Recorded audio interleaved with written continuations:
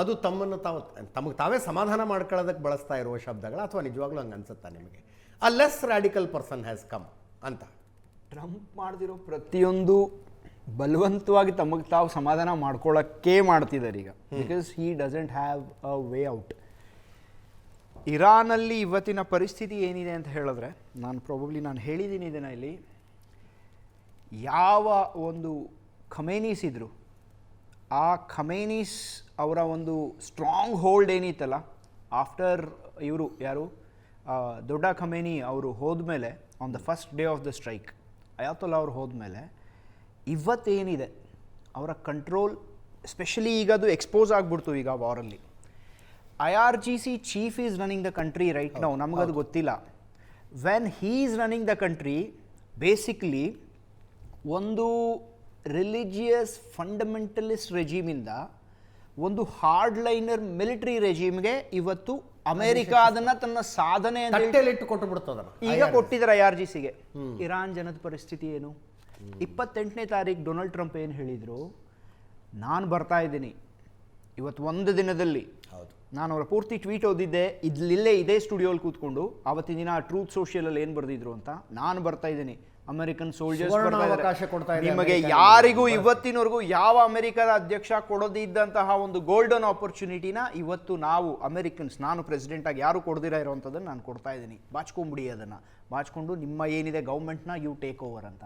ಇವತ್ತೇನಾಗಿದೆ, IRGC ಈ ಒಂದು ಖಮೇನೀಸ್ ಇಲ್ಲ ಈಗ ಪ್ರೆಸೆಂಟ್ ಗೌರ್ಮೆಂಟ್ ಏನಿದೆ ಅವರು ಮಾಡಿರೋವಂತಹ ಒಂದು ಅಪಾಯಿಂಟ್ಮೆಂಟ್ಸ್ನ straight away they are saying we don't care what you say, we don't need your appointments, we will run the country. ಕಾರಣ, now I'll tell you one thing, ಈ conflict IRGCಗೆ ಒಂದು ತುಂಬ ಸ್ಟ್ರಾಂಗ್ ಹೋಲ್ಡ್ ಕೊಟ್ಟಿದೆ. Reason is very simple. ಒಂದು, first ಡೇನೇ Khamenei ಹೋಗ್ಬಿಟ್ರು. He was a supreme leader, who was controlling everything. ಎಲ್ಲಾನು ಕಂಟ್ರೋಲ್ ಇದ್ದಿದ್ದು, ಎಲ್ಲ ಪವರ್ ಇದ್ದಿದ್ದು ಅವ್ರ ಕೈಯಲ್ಲೇನೆ ಕಾನ್ಸ್ಟಿಟ್ಯೂಷನಲ್ಲಿ. ಫಸ್ಟ್ ಡೇ ಅವ್ರು ಹೋಗ್ಬಿಟ್ರು.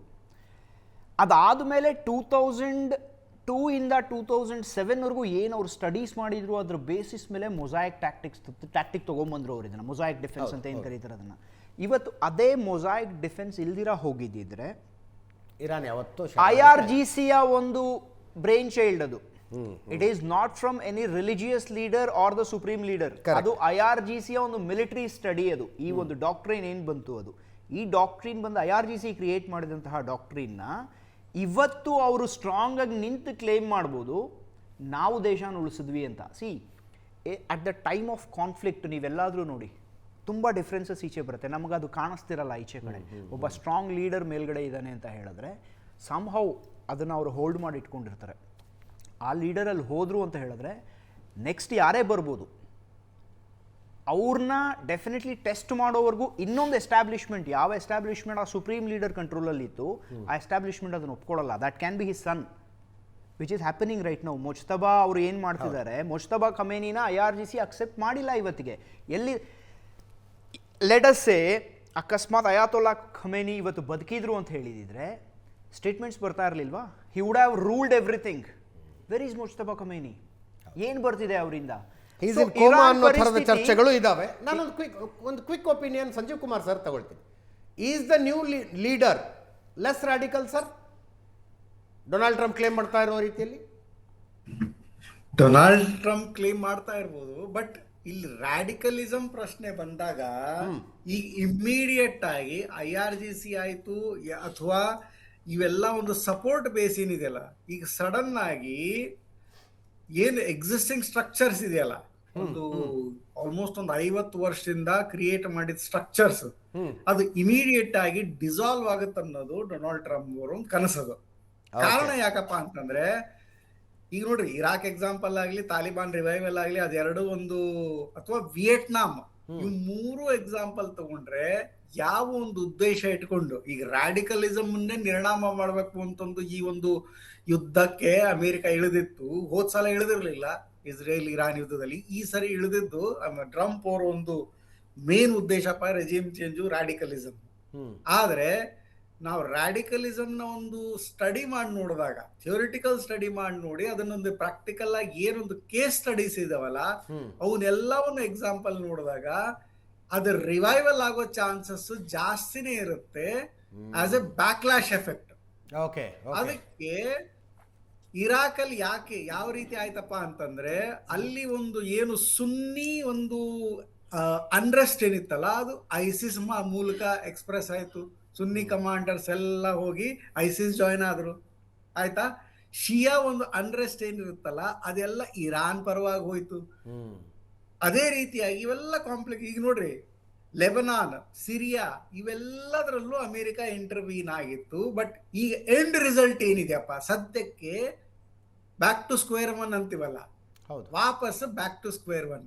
ಈಗ ಸಡನ್ ಆಗಿ ಟ್ರಂಪ್ ಅವ್ರು ಹೇಳಿದ್ರು ಈಸ್ ಲೆಸ್ ರಾಡಿಕಲ್ ಅನ್ನೋದು ಅವರು ಪರ್ಸನಲ್ ಆಗಿರೋದು. ಈಗ ಫಾರ್ ಎಕ್ಸಾಂಪಲ್ ಪಾಕಿಸ್ತಾನದಲ್ಲೂ ಕೂಡ ಇಮ್ರಾನ್ ಖಾನ್ ಬಂದ ತಕ್ಷಣ ಏನಪ್ಪ, ಇಮ್ರಾನ್ ಖಾನ್ ಅಂದ್ರೆ ನಾವು ಚೈಲ್ಡ್ಹುಡ್ ಅಲ್ಲಿ ನೋಡ್ತಿದ್ವಲ್ಲ, ಕ್ರಿಕೆಟರು ಭಾರಿ ಮಾಡರ್ನ್ ಅವು ಇವು.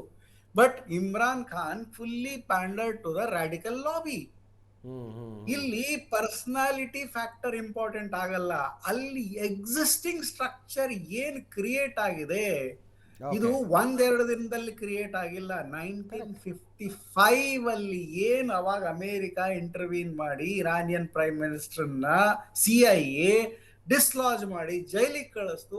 ಅಲ್ಲಿಂದ ಏನೊಂದು ಆಂಟಿ ಅಮೆರಿಕನಿಸಮ್ ಡೆವಲಪ್ ಆಯ್ತು. ಎಷ್ಟು 55 ಇಂದ 60 ಅಂತ ಹಿಡ್ಕೊಳ್ಳೋಣ, ಎಷ್ಟು ವರ್ಷ ಆಯ್ತು? ಆಲ್ಮೋಸ್ಟ್ 65 ಇಯರ್ಸ್ ಆಯ್ತು ಇದು. ಅದನ್ನು ಸಡನ್ ಆಗಿ ಒಬ್ಬ ಮಾಡರೇಟ್ ಲೀಡರ್ ಇದನ್ನ ಚೇಂಜ್ ಮಾಡ್ಬಿಡ್ತಾರ ಅನ್ನೋದು ಇದು ಒಂದು ವ್ಯಾಪಾರಿ. ಇದು ಅಲ್ಲ, ಬಟ್ ಎರಡು ರೀತಿಯಿಂದ ಇನ್ನೊಂದು ರೀತಿಯಿಂದನೂ ನೋಡ್ಬೇಕಾಗತ್ತೆ. ಈಗ ಇಬ್ರು ಧರ್ಮಗುರುಗಳು ತಮ್ಮ ಅಥಾರಿಟಿಯ ಕಾರಣದಿಂದ ಆ ಸರ್ವಾಧಿಕಾರತ್ವವನ್ನು ಉಳಿಸ್ಕೊಂಡಿದ್ರು. ಈಗ ಇರಾನಿನ ಶಾಗಳನ್ನ ಕಿತ್ತೆಸಿದಾಗ ಇಬ್ರು ಕೂಡ ಇದ್ರು, ಒಂದು ಸೀನಿಯರ್ ಇನ್ನೊಂದು ಜೂನಿಯರ್, ಅವರಿಬ್ರು ಧರ್ಮಗುರುಗಳಾಗಿ ಸರ್ವಾಧಿಕಾರತ್ವವನ್ನು ಉಳಿಸ್ಕೊಂಡಿದ್ರು. ಮೊಜ್ತಬಾ ಈಗ ಗೊತ್ತಿಲ್ಲ ಅಲ್ಲಿ ಒಳಗಡೆ ಏನು ನಡೀತಾ ಇದೆ ಅಂತಕ್ಕಂಥದ್ದು. ಆತನಿಗೆ ಸಹಜವಾಗಿ ಯುದ್ಧದ ಕಮಾಂಡನ್ನು ವಹಿಸದೆ ಆ ಸರ್ವಾಧಿಕಾರತ್ವದ ಅಥಾರಿಟಿ ಬರಲ್ಲ.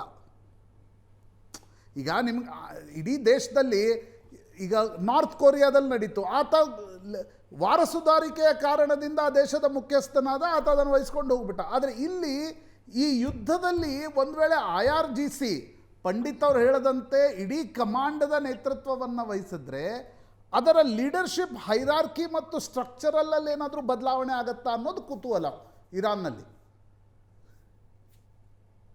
ಓಕೆ, ಇಮ್ಯಾಜಿನ್ ಮಾಡ್ಕೊಳ್ಳೋಣ, ಹೈರಾರ್ಕಿ ಅಥವಾ ಸ್ಟ್ರಕ್ಚರಲ್ಲಿ ಏನಾದ್ರು ಚೇಂಜ್ ಆಗುತ್ತೆ, ಧರ್ಮಗುರುಗಳಿಂದ ಈಗ ಮಿಲಿಟರಿ ರೆಜಿಮಿಗೆ ಟ್ರಾನ್ಸ್ಫಾರ್ಮ್ ಆಗುತ್ತೆ. ಆದರೆ ಇಲ್ಲಿ ಫ್ಯೂಷನ್ ಏನಿದೆಯಲ್ಲ, ಒಂದು ಪೊಲಿಟಿಕಲ್ ಸ್ಟ್ರಕ್ಚರ್ ಏನಿದೆಯಲ್ಲ, ಮೇ ಬಿ ಸುಪ್ರೀಂ ಲೀಡರ್ ಅನ್ನೋ ಒಂದು ಕಾನ್ಸೆಪ್ಟ್ ಏನಿದೆಯಲ್ಲ, ಇದೇ ನಿರ್ಣಾಮ ಆಗುತ್ತೆ ಅನ್ನೋದು ಒಂದು ಕುತೂಹಲ ಇದ್ರೆ ಓಕೆ, ಎಗ್ರಿ ಮಾಡೋಣ. ಸುಪ್ರೀಂ ಲೀಡರ್ ಅನ್ನು ಬಿಟ್ಟು ಒಂದು ಮೇ ಬಿ ಸದಾಮ್ ಹುಸೇನ್ ಸ್ಟೈಲಲ್ಲಿ ಯಾರೋ ಮಿಲಿಟರಿ ಪ್ರೆಸಿಡೆಂಟ್, ಸದಾಮ್ ಹುಸೇನು, ಹುಸ್ನಿ ಮುಬಾರಕ್ ಇಂಥವ್ರ ಸ್ಟೈಲಲ್ಲಿ ಯಾರೋ ಪ್ರೆಸಿಡೆಂಟ್ ಬರ್ತಾರೆ ಅಂತ ಅನ್ಕೊಳ್ಳೋಣ.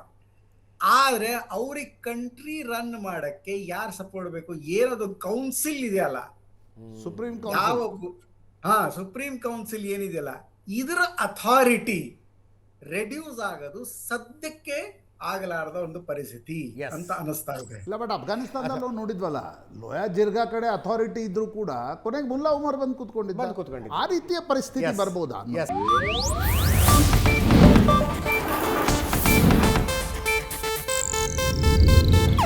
ಇದು ಏಷ್ಯಾನೆಟ್ ನ್ಯೂಸ್ ನೆಟ್ವರ್ಕ್ ಪ್ರಸ್ತುತಿ.